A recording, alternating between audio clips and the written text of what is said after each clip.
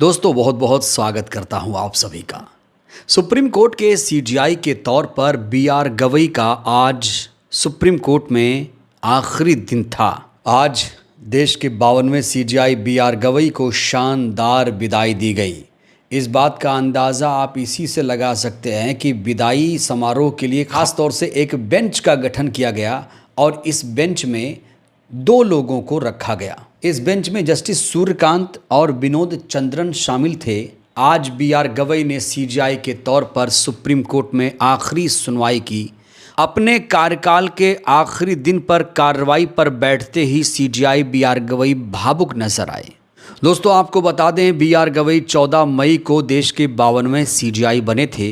यूँ तो उनका कार्यकाल 23 नवंबर तक था। 23 नवंबर को उन्हें रिटायर होना था। 23 नवंबर को उनका विदाई समारोह था। चूँकि 23 नवंबर को रविवार का दिन पड़ता है, आज शुक्रवार है, फ्राइडे है, लिहाजा Saturday Friday supreme court close होता है।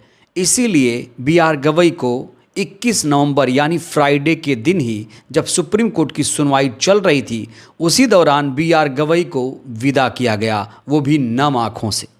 इस बात का अंदाज़ा आप इसी से लगा सकते हैं कि एक वकील कार्रवाई के दौरान पहुंचे और उन्होंने इजाज़त मांगी बी.आर. गवई से कि गवई साहब, मैं आप पर फूलों की पंखुड़ियों की बारिश करना चाहता हूं। लेकिन गवई साहब ने ये कहते हुए मना कर दिया कि ये उचित समय नहीं है, ना ही सुप्रीम कोर्ट में आपको ऐसा करना चाहिए।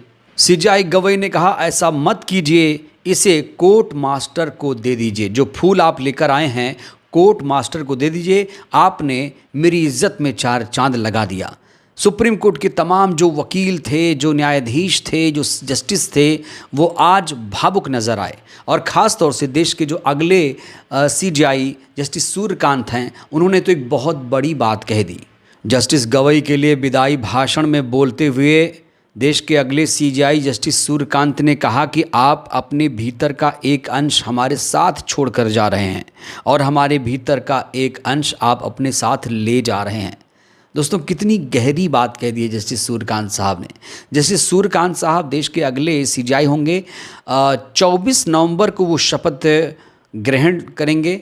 जस्टिस सूर्यकांत को राष्ट्रपति शपथ दिलाएंगी। लेकिन आज जस्टिस सूर्यकांत ने जो कुछ भी कहा, उन्होंने देश के तमाम वकीलों का, न्यायविदों का दिल जीत लिया। जो भी लोकतंत्र और संविधान में विश्वास भरोसा रखते हैं, जस्टिस सूर्यकांत ने इतना कहते ही पूरे देश का दिल जीत लिया। वहीं बी.आर. गवई ने आज उन तमाम लोगों को एक साफ संदेश दे दिया जो लोग इस देश को हिंदू राष्ट्र बनाना चाहते हैं, जिन लोगों को धर्मनिरपेक्ष शब्द से नफरत है, उन लोगों को बी.आर. गवई साहब ने आज आईना दिखाया। चूंकि आज बी.आर. गवई साहब का आखिरी दिन था, लिहाजा वो आज आखिरी कार्य दिवस पर भावुक नजर आए। उन्होंने कहा कि जो भी देश के लिए कर सकता था वो मैंने किया, इस संतुष्टि के साथ जा रहा हूँ। गवई साहब कह रहे हैं कि जो 6 महीने का कार्यकाल था, इससे मैं संतुष्ट हूँ। मैंने जो कुछ भी किया इस दौरान, मैं उससे संतुष्ट हूँ। जो करना था मैंने किया। एक और हेडलाइन देखिए दोस्तों, ताज़ा ब्रेकिंग देखिए आप यहाँ पर।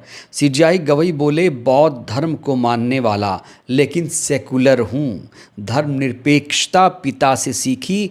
चीफ जस्टिस का आज आखिरी वर्किंग डे, 23 नवंबर को रिटायरमेंट। दोस्तों ये बहुत बड़ी बात बी.आर. गवई साहब ने कही है कि मैं सेकुलर हूँ।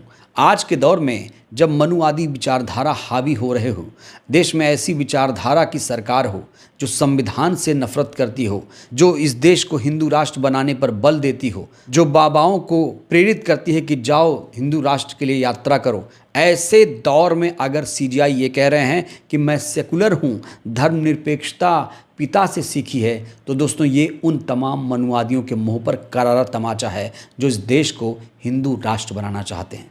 हमारा देश धर्मनिरपेक्ष राष्ट्र है और ये संविधान कहता है। हमारा देश संविधान से चलता है। हम किसी और किताब को नहीं मानेंगे। सबसे पहले हमारा देश है और इस देश की सबसे पवित्र जो किताब है, इस देश की पवित्र किताब, वो है संविधान। और जो लोग इस देश को हिंदू राष्ट्र बनाने का सपना देख रहे हैं, जब तक संविधान है तब तक ये देश हिंदू राष्ट्र नहीं बन सकता। आज विदाई समारोह को संबोधित करते हुए बी.आर. गवई ने कहा कि बौद्ध धर्म को मानता हूं, लेकिन वास्तव में एक पंथ निरपेक्ष इंसान हूं जो सभी धर्मों में आस्था रखता है। उन्होंने कहा कि खुद को एक सच्चा सेकुलर व्यक्ति मानता हूं। सी.जी.आई. गवई ने कहा कि सेकुलर दृष्टिकोण मेरे पिता से मिला है, जो डॉक्टर भीमराव अंबेडकर के सिद्धांतों का अनुसरण करते थे और बहुत सेकुलर विचारों के व्यक्ति थे।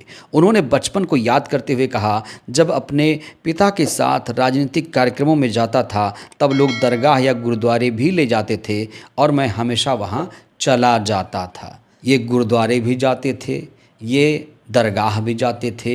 ये बातें खुलेआम बी.आर. गवई साहब ने बताई हैं और जो ये बातें बता रहे हैं दोस्तों, इससे सिद्ध हो रहा है कि बी.आर. गवई साहब हर धर्म का सम्मान करते हैं और इस देश में जो व्यक्ति भी रह रहा है उसे संविधान का पालन करना चाहिए, उसे किसी भी धर्म से नफरत नहीं करना चाहिए, सबके साथ प्रेम भाव से रहना चाहिए। इस दौरान सी.जी.आई. बी.आर. गवई ने भावुक होते हुए कहा कि आज जिस मुकाम पर हूं वो केवल संविधान और डॉक्टर भीमराव अंबेडकर के कारण संभव है।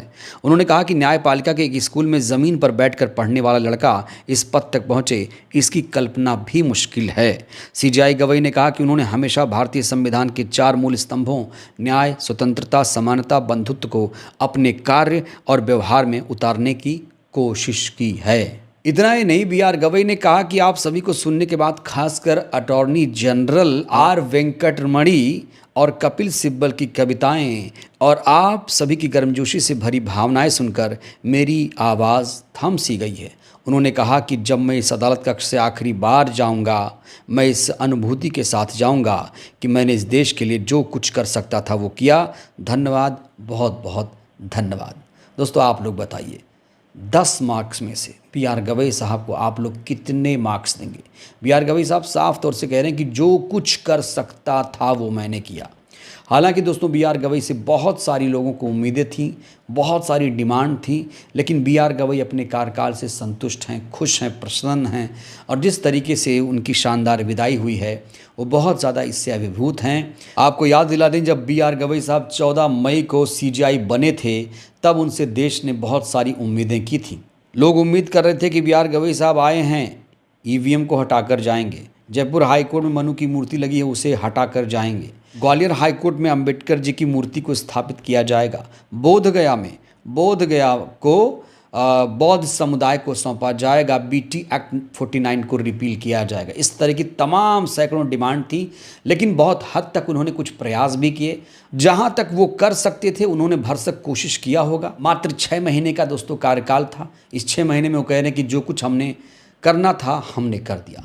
बहरहाल आप लोग बताइए, बी.आर. गवई के कार्यकाल से आप लोग कितने संतुष्ट हैं? 10 में से कितना मार्क्स देंगे और आप बी.आर. गवई साहब को कैसे बधाई देंगे? राय दीजिएगा। धन्यवाद।